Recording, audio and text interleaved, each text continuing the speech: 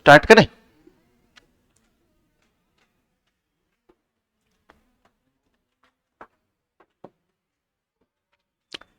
How free is the press, यहीं से start करना है ना। मजा आ रहा है कि नहीं आ रहा, सो बताइए, कि बस यूं ही चल रहा है।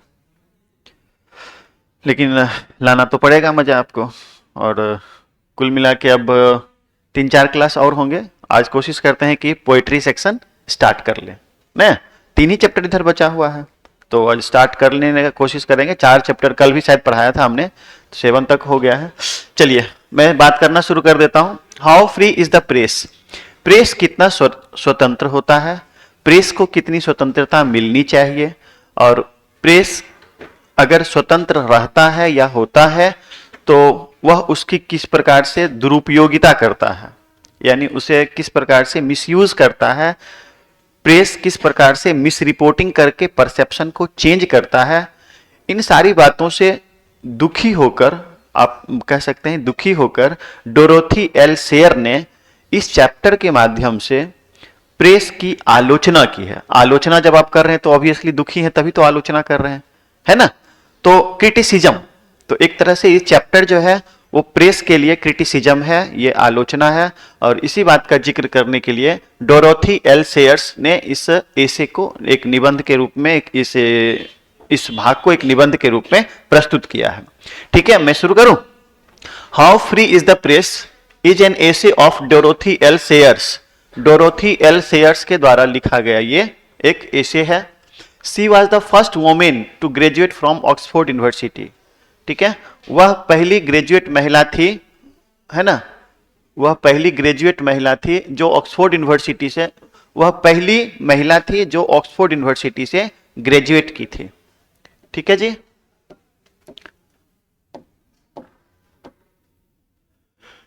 सी एक्सप्रेसेस, वह व्यक्त करती हैं, हर स्ट्रॉन्ग आइडियाज, अपने मजबूत विचारों को, against the misuse of press, press की दुरुपयोगिता के खिलाफ। ठीक है, एक एक शब्द को अगर आप ध्यान देके पढ़ेंगे ना तो उस समय लिखने में थोड़ा सुविधा होगी आपको। बस सी वांट्स, हम डायरेक्ट भी एक एक लाइन पढ़ते चलते, अर्थ बताते चलते, लेकिन हम तोड़ तोड़ के बता रहे हैं ताकि आपका इंटरेस्ट थोड़ा जगे, आपको मजा आए थोड़ा। सी वांट्स, वह चाहती है कि there can not be free people, कि मतलब पीपुल स्वतंत्र नहीं हो सकते without the freedom of press, the press, यानी प्रेस की आजादी के बिना। प्रेस अगर आजाद ना रहे तो लोगों की स्वतंत्रता का कोई मतलब नहीं होता है। ऐसा मेरा नहीं बल्कि इनका मानना है, मेरा इससे कोई इत्तेफाक नहीं हम रखते। इट इज बिलीव्ड, ऐसा माना जाता है या ऐसा विश्वास किया जाता है, that press should be handled properly, कि प्रेस को हैंडल किया जाना चाहिए सही तरीके से, without an with an intention, इस इरादे के साथ, of the welfare of the humanity as a whole, यानी संपूर्ण मानवता के कल्याण हेतु। यानी प्रेस की उपयोगिता उसमें होनी चाहिए जिससे संपूर्ण मानवता का कल्याण हो, ह्यूमैनिटी का कल्याण हो, उसके लिए प्रेस को, ऐसा मानना है किनका, डोरोथी एल सेयर्स का। बट वी शुड कंसीडर, लेकिन हमें इस पर विचार करना चाहिए, हियर यहां, व्हाट दैट फ्रीडम इज, कि फ्रीडम है क्या, मतलब फ्रीडम का क्या डिफिनीशन होना चाहिए, इस पर ये विचार करती हैं। यानी फ्रीडम इज द फ्रीडम, यानी वो आजादी ऑफ प्रेस, प्रेस की, मीन्स मतलब फ्रीडम डायरेक्शन और सेंसरशिप बाय द गवर्नमेंट, यानी कि फ्रीडम का मतलब यहां पे क्या है, तो उसके द्वारा, सरकार के द्वारा दी गई आजादी। यानी कि आप भारत के प्रेस हैं, अगर भारत की मीडिया है, तो इसका मतलब ये नहीं कि आप पाकिस्तान की बड़ाई करेंगे, यहां पर पाकिस्तान जिंदाबाद करेंगे, ये गलत होगा।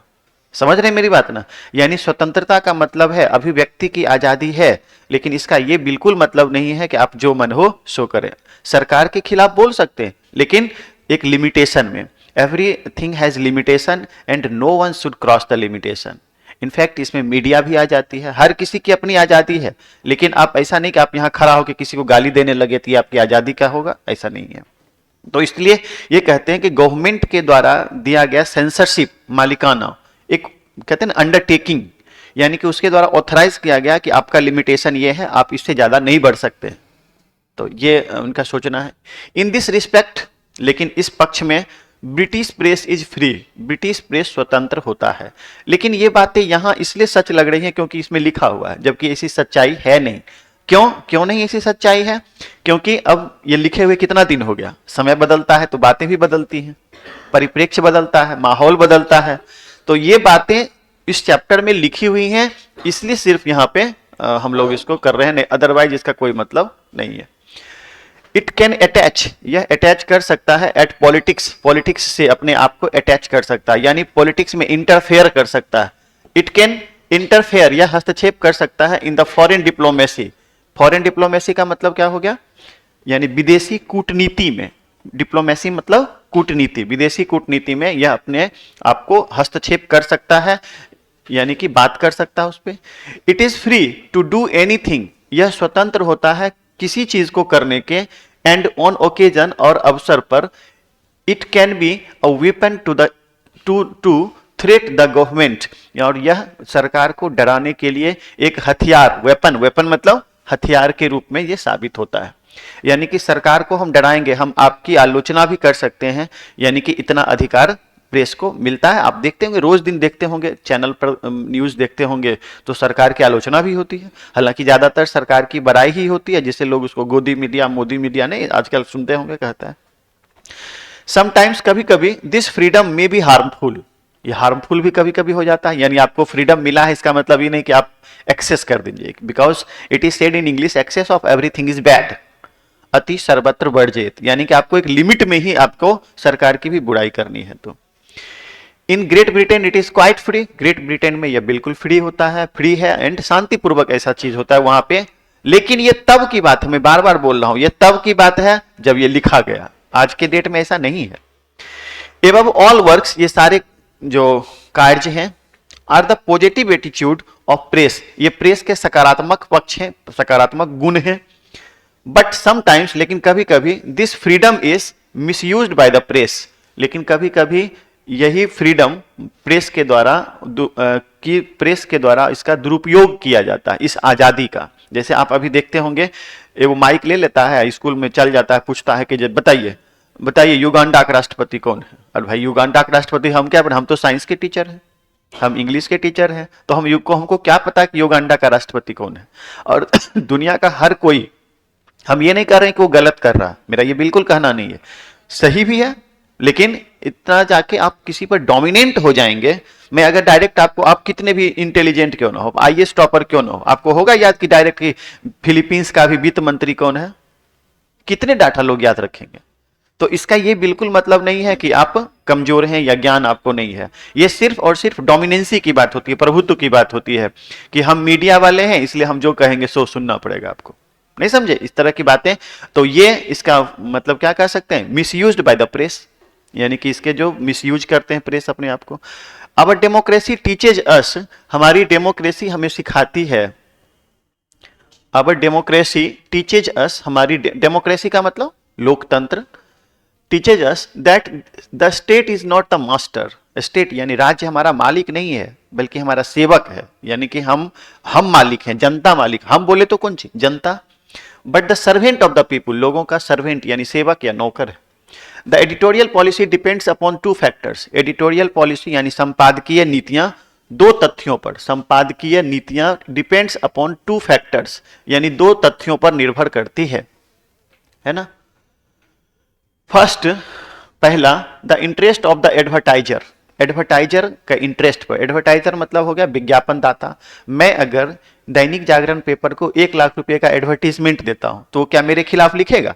उसको लगेगा कि अगर मेरे खिलाफ लिखेगा तो अगला साल हम नहीं देंगे उसको 1 लाख रुपए का एड समझते हैं ना। तो इसीलिए ऑब्वियसली ये एडवर्टीजमेंट के खिलाफ नहीं लिखते हैं, यानी कि इंटरेस्ट पे निर्भर करता है। And second, the wealth of the honours of the press, और प्रेस का जो मालिक है वो अगर बहुत धनवान है, पैसे वाला है, तो अपने चलाता भी है, यानी जो आप मैंने गरीब लोगों को नहीं सुनेगा, जो मन होगा सो करेगा, और समझते हैं कि पैसा रहने का, पैसे का क्या पावर होता है। They don't write against their advertisers, वे कभी भी एडवर्टाइजर के खिलाफ नहीं लिखते हैं, जो कि गलत है। सही को सही और गलत को गलत लिखना चाहिए, लेकिन ऐसा नहीं करते हैं वो। Advertisement is the biggest source of income for the press of newspaper, क्योंकि ऐसा क्यों करते हैं? क्योंकि सोर्स, बड़ा सोर्स इनकम क्या है? एडवर्टीजमेंट होता है। अगर उनका सोर्स ऑफ इनकम ही रुक जाएगा, उनकी सैलरी ही रुक जाएगी, उनका मेहनत आना ही रुक जाएगा, तो फिर वो कैसे मीडिया को मैनेज करेंगे?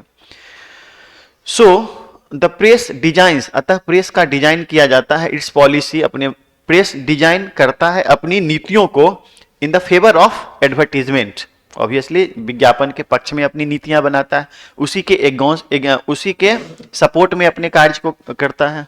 10 राइटर शेयर्स, आप देखते होंगे, मैं आपको थोड़ा अदरवाइज में लेके चलता हूं।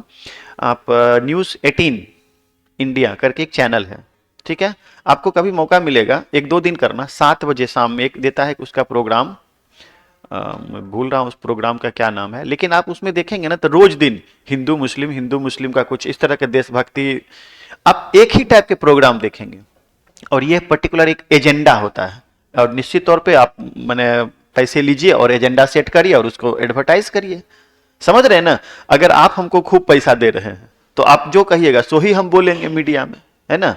अभी आप देखते होंगे डिफरेंट टाइप के स्टूडियोज मार्केट में, किसी का नाम नहीं लेना चाहूंगा, स्टूडियोज खुले रहते हैं, पैसा दीजिए जो कहिएगा सो बोलेगा। अभी यहाँ पर 30 स्टूडेंट बैठे हुए हैं, कहेंगे देखिए हजारों हजार की भीड़ यहाँ पर बैठी हुई है ना? उन्हें फोटो ये नहीं दिखाएगा, दूसरे फोटो एडिट करके डाल देगा, समझ रहे हैं ना मेरी बात ना? तो ये सारी बातें मीडिया के संदर्भ में होती हैं। तो मिला जुला के समझ में आ गया होगा। 10 राइटर शेयर्स, इस प्रकार से राइटर शेयर्स बोले तो डोरोथी एल शेयर्स, ये सब आपको याद कर लेना पड़ेगा, ठीक है ना? इंग्लिश का पैटर्न थोड़ा साइंस से अलग होता है, इसमें आपको बहुत चीजें होती हैं जो कि आपको याद करनी पड़ेगी, और ये ऑनलाइन क्लास में तो मैं आपको सुन नहीं सकता हूं, यहाँ पर ऐसे थोड़े एक एक करके सुनेंगे, जबकि ये रेगुलर क्लास में हो सकता था। द राइटर शेयर्स सेज, कहती हैं लेखिका जो है, क्लियरली, स्पष्ट रूप से, अगेंस्ट द मिसयूजिंग और miss reporting by the press, यानी प्रेस के मिस रिपोर्टिंग और मिस यूजिंग के खिलाफ वो अपनी बात को रखती हैं स्पष्ट रूप से, क्लियरली। हो गया खत्म ये, यानी कि प्रेस की कितनी आजादी है, प्रेस का मिस यूजिंग क्या है, प्रेस का मिस रिपोर्टिंग क्या है, इन सब के बारे में अपने वक्तव्य को उन्होंने रखा है। मैं बढ़ूं आगे क्या, और मुझे थोड़ा स्पीड में बढ़ना भी पड़ेगा। और ये है कहानी है एक किसान की, द अर्थ, ठीक है। अब 2 बचा हुआ है, दोनों इंटरेस्टिंग है, यानी कि लास्ट बट नॉट लीस्ट, इसको भी काफी इंपॉर्टेंट है, इसको भी आप ध्यान से देखेंगे। द अर्थ नाम की जो कहानी है वो एक सोशल टचिंग स्टोरी है। सोशल टचिंग स्टोरी का मतलब क्या हुआ, एकदम बिल्कुल ही सामाजिकता को छूते हुए, जो हमारे आपके बीच में संदर्भ में होती हैं बातें, उस तरह की कहानी है। मैं आप लाइन पढ़ता हूं। The earth is a very social touching short story. The earth एक बहुत ही सोशल टचिंग यानी सामाजिकता को छूने वाली लघु कथा है। लिखा गया है H.E. बेट्स के द्वारा। H.E. बेट्स इसके राइटर का नाम है, और आपको ये चीज याद रखना पड़ेगा। दिस स्टोरी इज, ये कहानी है अबाउट ए फार्मर, एक फार्मर का जिसका नाम है Johnson, and his son Benji. एक किसान है और उसका बेटा बेंजी है, बेंजी नाम का है। उधर एगो सेबी था, नहीं कल सेबी मिला था, आज बेंजी मिला है, दोनों मिलता जुलता है, दोनों पागले हैं। दिस स्टोरी सोज, यह कहानी कहती है हाउ द जॉनसन्स, यानी जॉनसन एंड जॉनसन वो बेबी पाउडर वाला नहीं, जॉनसन एंड जॉनसन, जॉनसन्स का मतलब हो गया कि पेरेंट्स, मम्मी एंड पापा, है ना, छोटे छोटे mummy papa. Johnsons were lazy and their son, यानी कि उनके आलसीपन की कहानी है।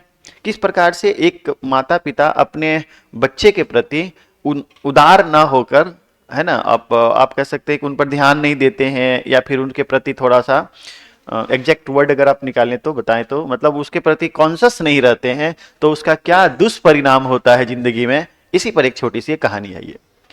And their son was growing into a selfish and whining fellow. मतलब क्या है ना कि हर किसी को लगता है कि मेरा बेटा जो है, मेरा संतान जो है वो आगे बढ़े, केवल आगे बढ़े, इसमें मोरलिटी हो चाहे नहीं हो, लेकिन वो आगे बढ़ने की ख्वाहिश हर कोई रखता है। इसी पर एक छोटी सी कहानी है ये।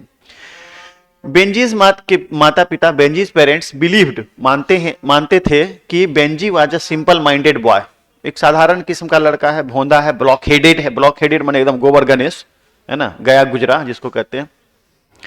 सो they went to a doctor, अतः हुए उनको एक डॉक्टर के पास ले गए, to make Benjy a boy like others, यानी कि दूसरों की तरह वो भी समान माने दिखे, अच्छा दिखे या फिर अच्छा व्यवहार करे, इसके लिए उन्होंने एक साइकेट्रिस्ट के पास ले गए। साइकेट्रिस्ट का मतलब होता है मनोवैज्ञानिक, यानी कि जो मनोचिकित्सक होते हैं, इनफैक्ट आप कर सकते हैं।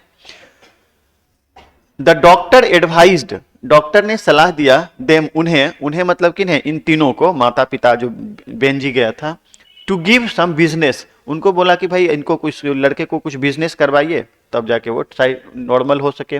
रियली बेंजीज आई, उनकी आंखें, बेंजी की आंखें, hair and face looked like a simple boy, अजीब टाइप का नहीं, बहुत को देखेंगे माथा भी है, बाल भी है, वो देखने से ही ना थोड़ा भोंदा टाइप का लगता है, तो उसी टाइप का ये था।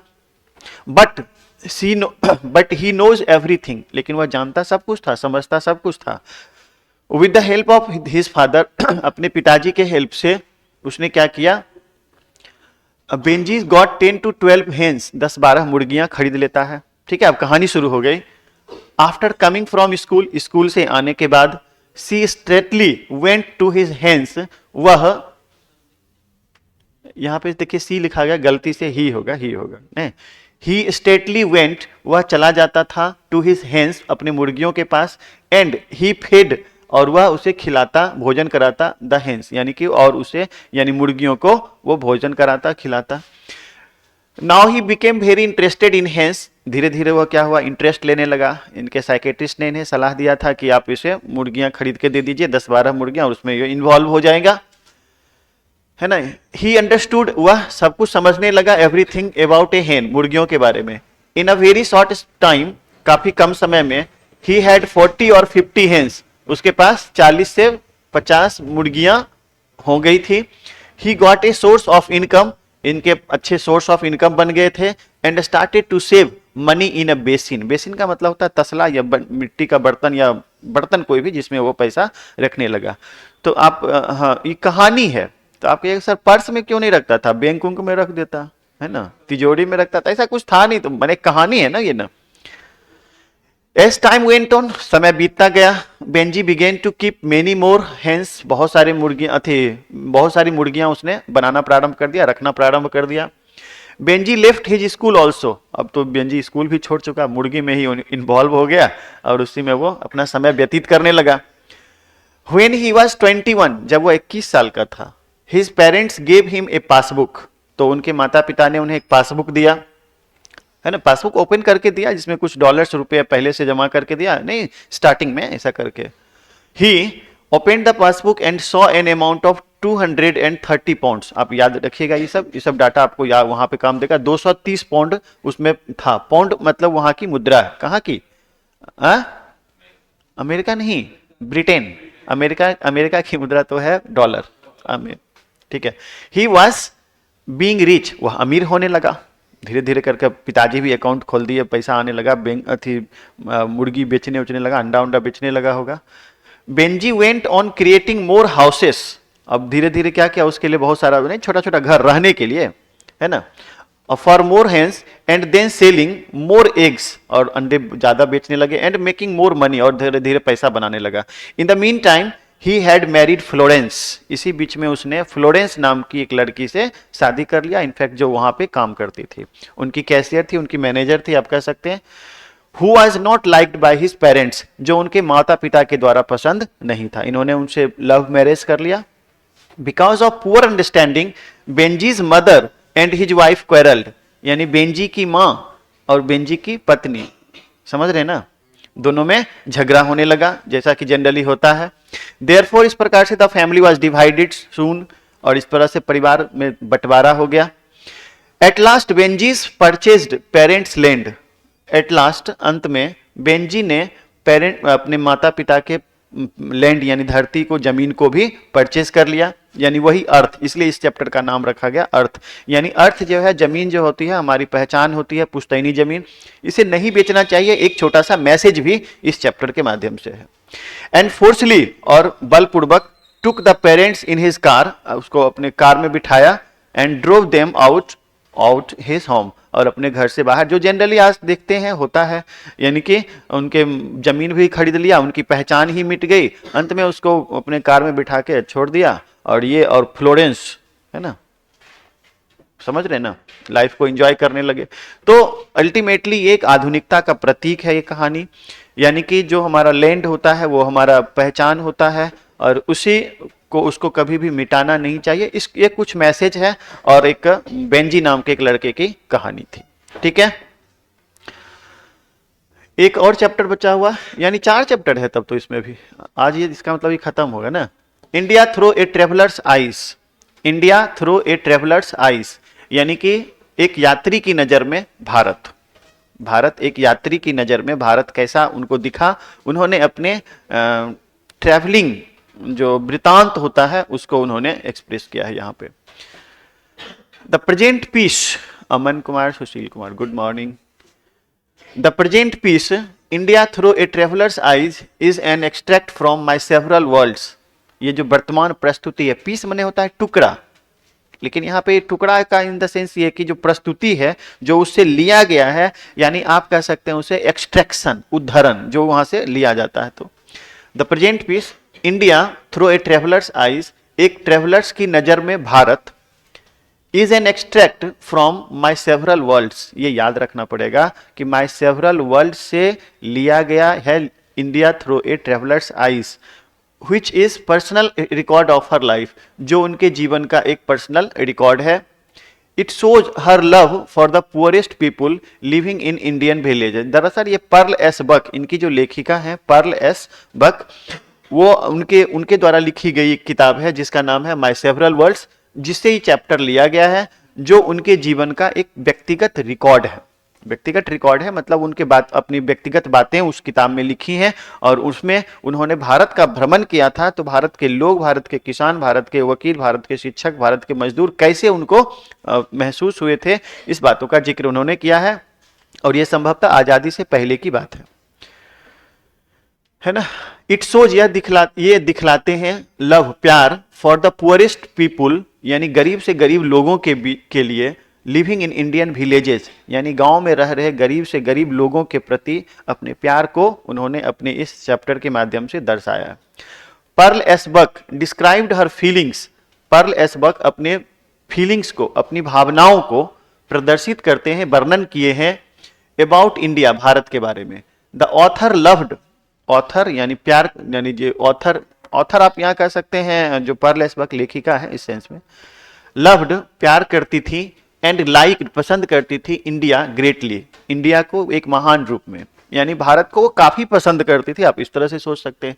सी visited this country before the second world war, यानी द्वितीय विश्व युद्ध के पहले उसने इस देश को विजिट किया था। But she learn much about in Indian people, लेकिन वह भारतीय लोगों के बारे में पहले भी जानती थी, थ्रू बुक्स, किताबों की सहायता से, मैंने किताबों में पढ़ चुकी थी, एंड मैगजीन्स, और मैगजीन्स में भी इसके बारे में, भारत के बारे में पढ़ चुकी थी। सी वॉज वेरी मच इम्प्रेस्ड, वह काफी इम्प्रेस्ड हुई थी with the people of Kashmir, Kashmir के लोगों से वह काफी प्रभावित हुई थी, इम्प्रेस्ड हुई थी। बट एज ए ट्रेवलर, लेकिन एक यात्री की नजर में, her purpose to come India, भारत आना, एक यात्री की नजर में भारत आना, to see and listen groups of people, उनका उद्देश्य था मिलना, सी माने मिलना यहाँ पे, एंड लिसन और सुनना, groups of people, groups of people मतलब क्या, यानी कि समूह के लोगों से। ऐसे वह जानती थी, लेकिन वह चाहती थी कि ग्रुप ऑफ पीपुल से मिले, उससे मुलाकात करें और उनके फीलिंग को हम समझें। दे वेयर द यंग इंटेलेक्चुअल्स, और वे कौन कौन थे जिससे वो मिलना चाहती थी, तो यंग इंटेलेक्चुअल्स, यंग इंटेलेक्चुअल्स का मतलब हो गया युवा बुद्धिजीवी, इन द सिटीज, शहरों में रहने वाले, एंड द फार्मर्स, फार्मर्स मतलब किसान, इन द विलेज, और गांव में रहने वाले किसानों से वो मिलना चाहती थी। सी हर्ड देयर प्लान्स, वह सुनना चाहती थी, यानी कि वह सुनी थी, सॉरी, देयर प्लान्स, उनकी योजनाओं को, फॉर फ्रीडम, आजादी के लिए, यानी वो जानना चाहती थी कि आजादी के लिए उनका प्लान क्या है। सी न्यू, वो जानती थी, that how did the English keep Indians, कि किस प्रकार से अंग्रेजों ने भारतीयों को रखा है इन डार्क, अंधेरे में, and after the second world war, और द्वितीय विश्व युद्ध के बाद, they did not make them free, वे उन्हें आजाद करने वाले नहीं हैं, है ना। पहले की बात है, आजादी से पहले की बात है। तो ये कहते हैं कि अंग्रेजों ने इसे अंधेरे में रखा है और वो उसे आजाद नहीं करने वाले हैं, मतलब सेकेंड वर्ल्ड वॉर के बाद भी। दे did not make them free, हो गया। सी ऑल्सो एडमायर्स, वह प्रशंसा करती हैं the way of India's getting freedom, Bharat के आजादी प्राप्त करने के तरीकों की भी, है ना, वह भारत के आजादी प्राप्त करने के तरीकों की भी एडमायर मतलब प्रशंसा करती है।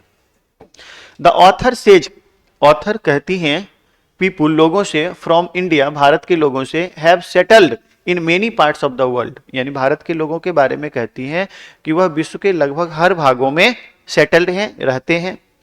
इनफैक्ट सच में सी कंपेयर्स इंडिया, वह भारत से तुलना करती है, भारत की तुलना करती है विथ चाइना, चाइना से, रसिया से, इंग्लैंड से और अमेरिका से, है ना। सी कंसीडर्स, और वह इस बात को मानती है that India is the best among all, इन सब के बीच में भारत महान है, सबसे ज्यादा मतलब बेस्ट है, अच्छा है। सी पॉइंट्स आउट, वह पॉइंट आउट करती है टू द ग्रेट मेन, यानी उन महान लोगों को बारे में, एंड वोमेन और महिलाओं के बारे में, दिस कंट्री, इस देश के, हैज प्रोड्यूस्ड, जिसे इस देश ने पैदा किया है, यानी कि इस देश के महान विभूतियों के बारे में वह चर्चा करती हैं। सी ऑल्सो पॉइंट आउट, वह यह भी दर्शाती हैं दैट की those great main of their country have done remarkable things with in a very short span of time, मतलब है कि वह इस बात की भी चर्चा करती है कि इस देश में, इस देश के लोग हैव डन रिमार्केबल थिंग्स, यानी बहुत सारे ऐसे उच्च स्तरीय काम किए हैं, रिमार्क करने योग्य काम किए हैं, with in a very short span of time, बहुत ही कम समय में, आफ्टर इंडिपेंडेंस, आजादी के बाद, ऑफ देयर कंट्री, यानी अपने देश के, यानी कि आजादी के बाद मुझे इस बात का एहसास है कि इस देश के महान लोग ऐसा काम करेंगे जो रिमार्केबल होगा, जो यादगार होगा, यानी इसमें ऊर्जाएं हैं, इनमें शक्तियां हैं कि ये इस अपने देश को संवार सकते हैं, ये सब मानती हैं। She loved almost every aspect of Indian life, वह प्यार करती थी ऑलमोस्ट लगभग every aspect of Indian life, भारतीय जीवन के लगभग हर पहलुओं से, यानी कि सी लव्ड कश्मीर, वह कश्मीर से प्यार करती थी। सी लव्ड इंडियन चिल्ड्रेन, वह भारतीय बच्चों से प्यार करती थी। इंडियन लीडर्स, भारतीय नेताओं से। द इंटेलेक्चुअल्स ऑफ टाउन्स, शहर के बुद्धिजीवियों से। द पीजेंट्स ऑफ विलेजेस, गांव के किसानों से, पीजेंट मतलब किसान होता है। एंड सी ऑल्सो लव्ड, और वह प्यार करती थी भारतीय व्यंजनों से, भारतीय व्यंजन समझते हैं ना, लिट्टी चोखा नहीं, भारतीय बिहारी व्यंजन। बिसाइड्स दीज, इन सब के अलावा, सी लव्ड इंडियन रिलीजन, वह भारतीय धर्मों से प्यार करती थी, एंड इंडियन ज्वाइंट फैमिलीज, और भारत के संयुक्त परिवार के कॉन्सेप्ट, जो संयुक्त परिवार है यानी संयुक्त परिवारों से प्यार करती थी। 10 इस प्रकार मिसेज बक डिस्क्राइब्स, मिसेज बक डिस्क्राइब यानी कि वर्णन करती हैं सम ऑफ हर मेमोरेबल इवेंट्स, अपने कुछ यादगार घटनाओं को, during the journey of India, Bharat के क्या जर्नी के यानी यात्रा के दरमियान में। अब आप दिल से बोलिए एक बात, एक भी लाइन ऐसा होता है जिसमें समझ में नहीं आता होगा? मुझे लगता है ना, और मैं ऐसा मानता भी हूं और मैं ऐसा चाहता भी हूं कि सिर्फ आप एक फॉर्मेलिटी के लिए यहां बैठिए, यानी कि अगर आप यहां अभी सीख रहे हैं तो दिक्कत है, सीखना नहीं है, ये सीखा हुआ हो और आप उसे रिवाइज कर रहे हैं, बस समझ में आया ना। और मुझे लगता है कि ऐसा एहसास आपको होता होगा, नहीं लगता है कि सब तो पहले आपको अगर भी छोड़ दिया जाए तो इसका अर्थ आप समझा सकते हैं, इतने आसान भाषा में लिखा हुआ है ना। और तभी ये मान के चलेंगे कि आपकी तैयारी अच्छी है। अगर आप यहां सीख रहे हैं अभी तो तब तो नहीं हो पाएगा। अब अभी सीखना नहीं है, ये सिखा मैं नहीं रहा हूं, ये मैं रिवाइज कर रहा हूं, है ना। आपको मैंने जो किया, आपको ग्रामर में ऑलमोस्ट चीज 90% चीज मैंने आपका रिवाइज किया, 10% हो सकता है मैं सिखाया होऊंगा, लेकिन 90% रिवीजन के लिए यहाँ ये कोर्स ही है रिवीजन का, तो इसलिए इसमें ऐसा नहीं सोचिए कि सीख रहे हैं। चलिए, सबसे लास्ट चैप्टर है ए मैरिज प्रपोजल। फिर से थोड़ी कॉमेडी है इसमें, है ना, और इस कॉमेडी को भी एंजॉय करिए आप। शादी का प्रस्ताव, शादी का प्रस्ताव। मैं शुरू करूं?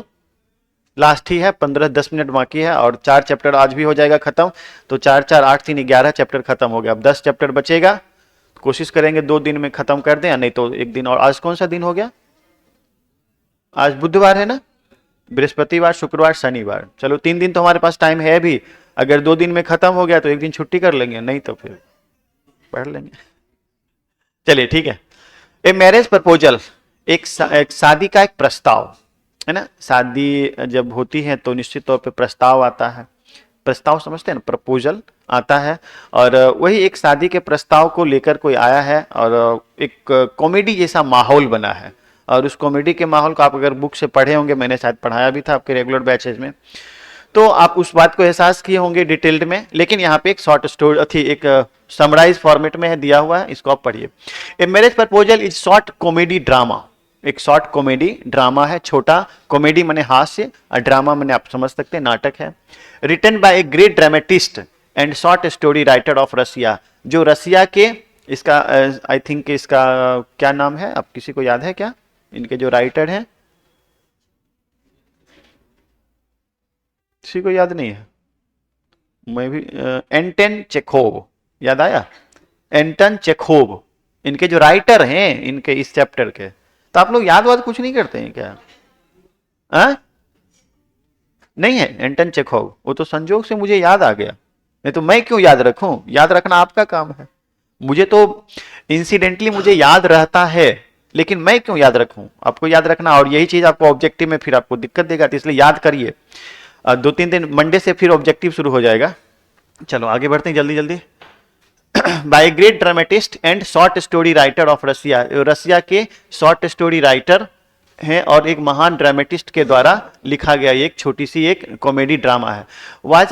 वाज अ डॉक्टर, जो प्रोफेशन बाय प्रोफेशन से वो क्या थे, डॉक्टर थे, ये डॉक्टर थे, लेकिन उन्होंने एक, उनको शौक था ड्रामा लिखने का, तो उन्होंने एक लिखा है और उसी चीज को हम लोग पढ़ रहे हैं।